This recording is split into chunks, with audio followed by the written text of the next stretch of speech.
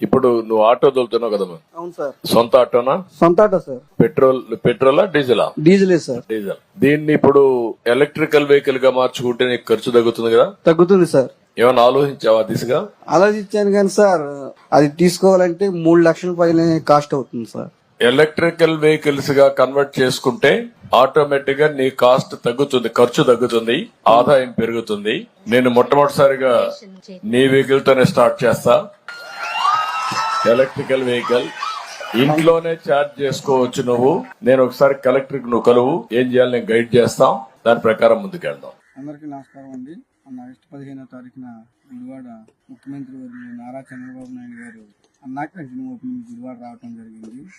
ఆ రోజు నాకు స్టేజీ మీద హామీ ఇచ్చిన ప్రకారం మీరు ఏ ఆటో తోలుతున్నారని సీఎం గారు అడిగారు. డీజిల్ ఆటో తోలుతున్నా అని చెప్పాను, నేను చెప్పడం జరిగింది. ఇంకా ఖర్చు తగ్గే మార్గం ఏమైనా ఉందా అని ఆయనే అన్నారు.